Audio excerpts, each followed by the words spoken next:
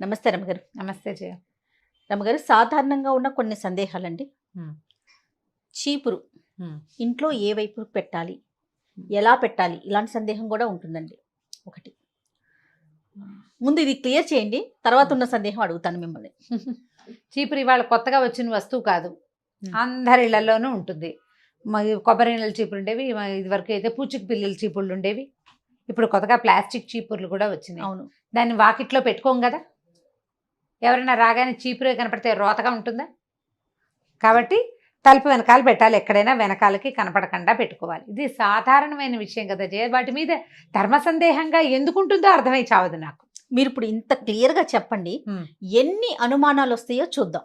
చీపురుని కనపడకుండా పెట్టుకోవాలి. మొదటిది, తిరగేసి పెడితే, తిరగేసి పెట్టడం మరగేసి పెట్టడం, దాని మీద బోల్డ్ డౌట్లు. తిరగేసి పెట్టాం, చీపురు కుంచె కిందకి కర్ర పైకి పెట్టామనుకోండి, 4 రోజుల్లో కుంచె వంగిపోతుంది, వంకర వచ్చేస్తుంది, కుంచె వంగిపోతుంది, ఊడవలేకపోతాం. కుంచె పైకి పెట్టాలి, కుంచె పైకి పెట్టాలి, కర్ర కిందకి పెట్టాలి. పెడితే అప్పట్లో కుంచె చీపురు శ్రీ మహాలక్ష్మి కాబట్టి అట్లా తిరగేసి పెట్టకూడదని ఒక సిద్ధాంతం. చీపురు ఒక వస్తువు, నా ఉద్దేశం జయ. ఇది ఇందులో శాస్త్రం ధర్మం లేదు. ఓకే, శాస్త్రం ధర్మం లేదు. వాళ్ళు అలా చెప్పారు, మీరు ఇలా చెప్తారు అని నువ్వు నన్ను అడగకు, నన్ను ఎవ్వరూ అడగండి. నా ఉద్దేశం అడిగితే చెప్తున్నాను అంతే. చీపురు ఒక వస్తువు, అది మనం ఉపయోగించుకునేది. అండ్ మోర్ ఓవర్ అది మనకి ఎందుకు ఉపయోగపడుతుంది? మన పరిసరాల్ని శుభ్రంగా ఉంచుకోవటానికి. కాబట్టి దాన్ని మొదట మనం శుభ్రంగా ఉంచుకోవాలి, దాన్ని సరిగ్గా ఉంచుకోవాలి. మ్యాక్సిమం యూటిలిటీ దాని నుంచి మనం తీసుకోవాలి. అండ్ అది ఊడవడానికి వాడే సాధనం కాబట్టి, అంటే శుభ్రం చేయడానికి వాడే సాధనం కాబట్టి, ఇంట్లో ఎక్కడ పడితే అక్కడ అందరూ నలుగురు వస్తే కనపడేటట్టుగా పెడితే బాగుండదు. అందుచేత దాన్ని కనపడకుండా పెట్టండి మొదటిది. కిచెన్ బాల్కనీలో కానీ లేదా బెడ్రూమ్కి అనుసంధానంగా ఉన్న బాల్కనీలో కానీ వెనక వైపుగా పెట్టుకోవాలి. తలుపు వెనకాల పెట్టచ్చు. కర్ర కిందకి పెట్టి కుంచె గనక పైకి పెడితే మీరు వంగి కర్ర పట్టుకోవచ్చు తీయటానికి, చీపురు వంగిపోకుండా ఉంటుంది. నేను క్లియర్గా చేసే మెథడ్స్, నేను చేసేది ఖచ్చితంగా చెప్తున్నా. మా ఇంటికి ఎవరైనా వచ్చినా చూడొచ్చు. రోజు మా సచివతి నన్ను అడుగుతుంటుంది, నువ్వు ఒకదానివే ఇలా పెడతావమ్మా అని. ఎవరి చాయిస్ వాళ్ళది అని చెప్తాను నేను. దానికి ఆ చీపురికి ఒక చిన్న తాడు కట్టి ఒక గోడకి ఒక పక్కన బాల్కనీలో వేళ్లాడేస్తాను నేను. దానికి తడి తగలదు, కింద పడిపోదు, వంకరపోదు. క్లియర్గా ఒక చోట ఒక మూలకి ఉంటుంది. ఆ కేబుల్ లోపల బాల్కనీలోకి వచ్చి ఆ వైపుకి ఎవరైనా తిరిగితే తప్పిస్తే నా చీపురు ఎవరికి కనపడదు. ఇప్పుడు దేవుడి గది మనం శుభ్రంగా ఉంచుకోవాలని, పవిత్రంగా ఉంచుకోవాలనుకుంటాం. ఇల్లంతా ఊడ్చే చీపురుని దేవుడి గదిలో పెట్టకూడదు కదా, పెట్టకూడదు. ఈశాన్య మూల బరువు పెట్టకూడదు, ఏమి పెట్టకుండా కొంత ఖాళీ ఉంచాలని భావిస్తాం. అలాంటి చోట మనం చీపురు పెట్టకూడదు. దిక్కులు క్లియర్గా చెప్తున్నా కదా. నైరుతి మూల సాధారణంగా బీరువాలు అవి పెట్టుకుంటాం. బీరువాల పక్కన పెట్టద్దు చీపురు. ఎందుకంటే బీరువాలోనే మన జీవితం అంతా కష్టపడి సంపాదించుకున్న డబ్బు, దశకం, బంగారం, ఏదైనా ఆస్తిపాస్తుల వ్యవహారాలు అక్కడే ఉంటాయి. కాబట్టి చీపురులో కొంత క్రిమికీటకాదులు ఉండే అవకాశం ఉంది కాబట్టి, దుమ్ము ఉంటుంది కాబట్టి దాన్ని బీరువా పక్కన పెట్టద్దు, బట్టల దగ్గర పెట్టుకోవద్దు. అది మామూలు గదుల నుంచి కొంత సెపరేట్గా కాస్త బయట వైపుకి ఉంచుకుంటే సరిపోతుంది. 2 చీపుళ్ళని ఒక దగ్గర పెట్టకూడదు అంటారు. 2 చీపుళ్ళని ఓ దగ్గర పెట్టకూడదు, ఇది ఒక సిద్ధాంతం. 2 కొత్త చీపుళ్ళు అయితే పెట్టుకోవచ్చు. రోజు ఊడ్చుకునే 2 కలిపి ఒక దగ్గర పెట్టకూడదని కొంతమంది ఇప్పుడు ఆ డౌట్ వస్తుందని అందుకే చెప్తాను. ఈ 2 చీపుళ్ళు ఓ దగ్గర పెట్టుకుని పెడితే దరిద్రము అని చెప్తారు. ఏం లేదు, ఓ పాత చీపురు ఓ కొత్త చీపురు పెట్టామనుకో, ఒకటి వాడుతున్నాం, కొత్తది ఇంకోటి తీసాం, పాతది పారేయం, కొంచెం కుంచుందిలే ఏ వరండావో ఊడ్చుకోవచ్చు అని పెట్టాం. అవును, అది ఉంచుకుంటాం, వరండాలు జిమ్కోవడానికి, కొంచెం బూజు జిమ్కోవడానికైనా ఉంటుంది అని ప్లాన్ చేసి కొత్త చీపురేమో ఇల్లు ఊడ్చుకుంటాం, ఇదేమో బాల్కనీలో వాకిలో ఊడవడానికి పక్కన పెడతాం. ఇప్పుడు ఆల్రెడీ బాగా పాతపడిన చీపుర్లో కొంచెం ఎక్కువ జర్మ్స్ ఉండే అవకాశం ఉంది.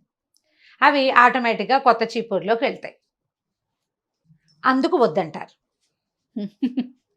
కాబట్టి పాత చీపురు బయట పారేసి కొత్త చీపురు తీసుకోండి. ఇల్లు తుడిచే గుడ్డలు అవి కూడా మనం ఇల్లు తుడుస్తాము, ఒక బట్టతోటి ఇల్లు తుడుస్తాము, గట్లు తుడుచుకుంటాము. అవి ఎవరైనా వచ్చే వాకిట్లోనే పెడితే బాగుంటుందా? చూడ్డానికి నీట్ ఫీల్ రాదు కదా. అలుగు గుడ్డలు కనపడుతుంటే రోతగా ఉంటుంది, ఇల్లు బాగోదు. అందుకని వాటిని కనపడకుండా ఉంచుకుంటాం. చీపురు శ్రీ మహాలక్ష్మి అని ఒక మంచి పాయింట్ ఉంటుంది, దాన్ని తొక్కకూడదు. అవునండి, దాటకూడదు, తొక్కకూడదు తొక్కకూడదు, అనుకుంటాం. దాటకూడదు. ఈ రెండు ఎందుకు చెప్తారంటే చీపురే మన ఆరోగ్యానికి ప్రధాన హేతు.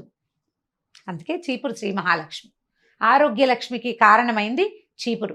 దాన్ని దుమ్ము తుడుచుకుంటాం కదా, అవును. మరి అలాంటి వస్తువుని కొంత పవిత్రంగా ఉంచాలి కదా. తొక్కితే ఏముంది, చీపురు నలిపోతుంది, విరిగిపోతుంది. దాంట్లో ఏదైనా ఒకటి అరా జర్మ్స్ ఉంటే వాటి దారిన అవి లేకుండా అవి ఇంటి మధ్యలో వేసుకుని తొక్కేమంటే కాళ్ళకి పట్టేస్తాయి అవి. అవును. అందుకు ఆ పని చేయకూడదని జయ మనకి పాతకాలపు పద్ధతులన్నీ మనకి భయాన్నో భక్తినో కలగజేసి మాన్పించేందుకే చాలా మటుకు, అంటే చెడు పనులు చేయకూడని పనులు మాన్పడం కోసం భక్తి లేదా భయము ఈ రెండు భావాల్ని ప్రవేశపెట్టారు. అవునండి, అదైతే 100%. చీపురు పరిశుభ్రంగా ఉంచుకోవాల్సిన వస్తువు, ఎందుకంటే అదే మన ఇంటి శుభ్రతని కాపాడుతుంది. కనపడకుండా పెట్టుకోండి. నా మెథడ్ అయితే నేను వేళ్లాడేస్తాను ఖచ్చితంగా, అందులో ఎటువంటి డౌట్ లేదు. బాగుందండి మీ ఐడియా, సూపర్. ఇప్పుడు బాల్కనీలో పుల్లల చీపురు అయితే పడుకోబెట్టడం. ఏం చేస్తారు అమ్మగారు? పుల్లల చీపురు కూడా అంతే జయ, అంటే కొంచెం ఎత్తులో డస్ట్బిన్ పెట్టుకోవడానికి ఒక కార్నర్ ఉంది, ఆ కార్నర్ పైన పెడతాను. నీళ్లు శుభ్రంగా ఏదైనా తడి ఉందనుకో, నీళ్ళు కారిపోతే చీపురు ఆరిపోతుంది. ఓకే. చీపురులో తడి ఉండదు. కొంచెం కిందకి పెట్టామనుకో, పుల్లల చీపురులో తడి ఉండి కొంచెంతా నానిపోతుంది. అవును. 2 రోజుల్లో వాసన వస్తుంది. మనం ఆ బాల్కనీ వాటితోటి తుడిచామనుకో, ఇప్పుడు ఆ వాసన వల్ల వచ్చేటువంటి ఏ రకమైన బ్యాక్టీరియా అయినా మన ఇంట్లోనే వాసన ఉండిపోతుంది. వస్తుంది, అడుగులు విరిగిపోతాయి. అడుగులు విరిగిపోతాయి. వాసన రానివ్వకూడదు. వాసన వచ్చిందంటే బ్యాక్టీరియా. అంతే. వాసన రాకుండా ఉండాలంటే చీపురు ఆరిపోవాలి. శుభ్రంగా కడిగేసి దాన్ని ఎక్కడైనా దాన్ని కూడా కొంచెం పుల్లల చీపురు టైట్గా కట్టేయాలి. ఒక తాడు కట్టి వేళ్లాడేస్తే తడి ఆరిపోతుంది. తడి ఆరిపోతే ఇంకా అనారోగ్యం లేదు, ఇంకా అందులో డ్రై అయిపోతుంది కదా.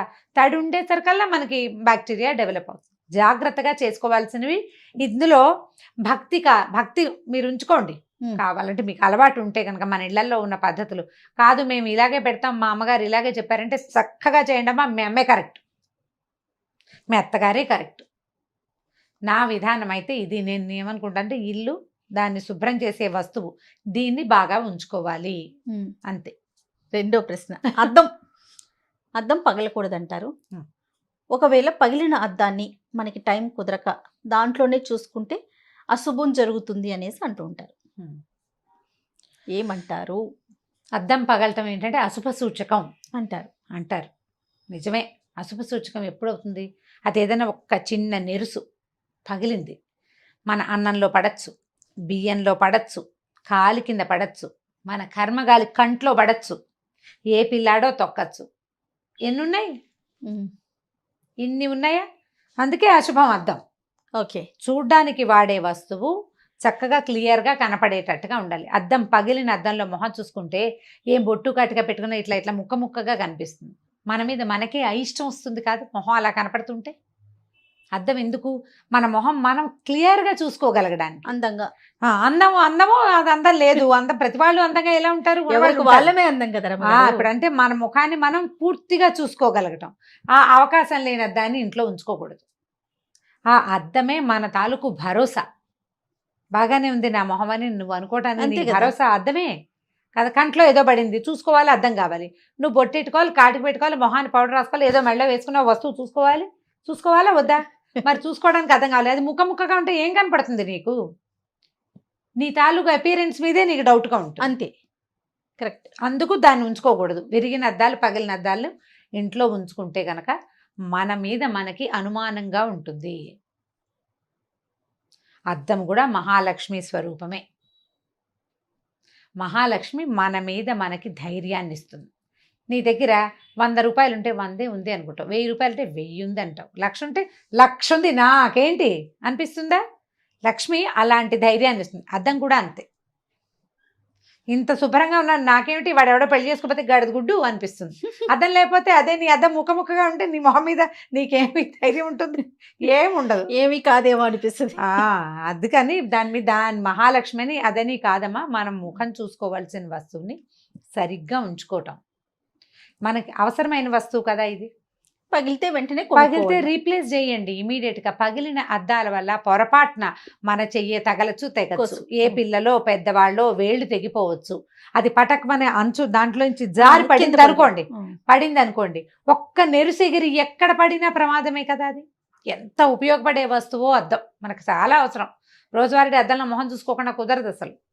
ఒక పలకైనా ఇది మనం మొహం చూసుకునే అర్థమే గుచ్చుకుంది అనిపిస్తుందా మనకి? అనిపించదు కదా. అందుకని దాంతో కేర్ఫుల్గా ఉండాలి. ఇవన్నీ నా సిద్ధాంతాలు, ఇందులో శాస్త్రాలు మాత్రం లేవు. మీ సిద్ధాంతమే అడుగుతున్నాం మేము కూడా.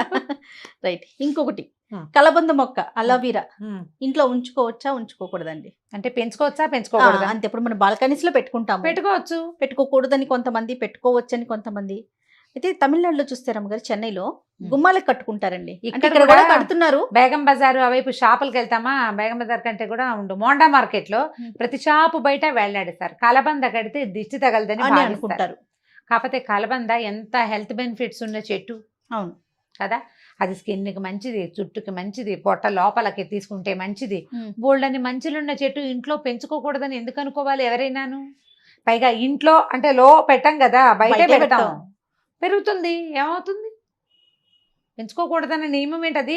ముళ్ళ మొక్క అని అంటారు. అది ఇప్పుడు దానికి ఉన్న ముళ్ళు గుచ్చుకునేది కాదు, గట్టిగా మనం చేయి పెడితే తప్ప. నువ్వు చాలా చేయి పెట్టినా అదేం పెద్దగా తెగదు జయ, తెగదు. మా వాకిట్లో కూడా ఉంది, బాల్కనీలో పెట్టుకోవచ్చు. గబుక్కుని ఏదైనా చేయి కాలినా కట్ అయినా ఓ చిన్న ముక్క కట్ చేసి కాస్త అక్కడ రుద్దితే కాలిన చోట మారిపోతుంది. అది ఆయుర్వేద రీత్యా అది ఆరోగ్యానికి ఉపయోగపడే మొక్క కదా, హెర్బ్. అంతేగా, హెల్త్ హెర్బ్. దాన్ని ఉంచుకోవచ్చు మనం, ఎందుకు ఉంచుకోకూడదు? అంత అనుమానం ఏం పడక్కర్లేదని అనుకుంటున్నా. ఇప్పుడు ముళ్ళ మొక్కలు అంటే క్యాక్టస్లు అవి పెంచుకుంటున్నారా? ఇళ్లలో పెంచుతూనే ఉంటారు క్యాక్టస్. అసలు ముళ్ళ మొక్కలే పెంచుకోకూడదు అంటారు. మరి అవన్నీ పెంచుకుంటూనే ఉన్నారా ఫ్యాన్సీగా? వాటి వల్ల వీసమెత్తు ఉపయోగం లేదు. సౌందర్యం కూడా ఏమో నాకైతే ఏం అనిపించదు. కొంతమందికి ఇష్టం, ఆ ముళ్ళుగా ఉంటుంది, ముద్దుగా ఉంది, బాగుంది, ఇట్లా చిన్నగా వస్తుంది, దాని నిండా ముళ్ళు ఉంటాయి. అదేవిడ బుడుంగు మనం మొలిచినట్టు ఉంటుంది, బాగుంటుంది. ఒకళ్ళకి నచ్చుతాయి అవి, వాళ్ళ ఇష్టం అది. ఇప్పుడు ఇది ఆరోగ్యానికి ఉపయోగపడే ఒక మొక్కని ఎందుకు ఉంచుకోకూడదు? పోనీ మీకు ఉంచుకోకూడదు అనిపించింది, ఇది పెట్టుకున్నాక నాకేదో అశుభం జరిగిందని మీరు భావించారు, తీసేయండి. అలా భావిస్తే గనక, ఈ మొక్క రావటం వల్లే ఇది వచ్చింది అని భావిస్తే గనక తీసేయండి. అలాంటి అనుమానాలు ఏం లేకపోతే శుభ్రంగా పెంచుకోవచ్చు, ఏమీ పర్వాలేదు, హ్యాపీగా పెంచుకోవచ్చు. పక్కన పడేస్తారు. అదేమన్నా పెంచుకోవడం అంటే దాని పాపాయిలాగా ఎత్తుకుంటామా మనం? ఏదో కుండీలో పడేస్తాం, దాని దారిన వస్తుంది, దానికి ఎరువు ఎక్కర్లా, ఏం వేయక్కర్లా, వాటర్ కూడా మనం ఇవ్వక్కర్లేదు. ఏ నీళ్లు ఇవ్వకపోయినా దాని దారిన అది పెరిగే మొక్కకి ప్రశ్న ఎందుకు? అసలు అక్కర్లేదేమో మరి. బాగుంది. రైట్ రమ్మగారు, నమస్తే. నమస్తే జీ. ఈ వీడియో కనుక మీకు నచ్చినట్లయితే లైక్ చేయండి, షేర్ చేయండి. మరిన్ని ఇంట్రెస్టింగ్ వీడియోస్ కోసం మా ఛానల్ని సబ్స్క్రైబ్ చేసుకోండి.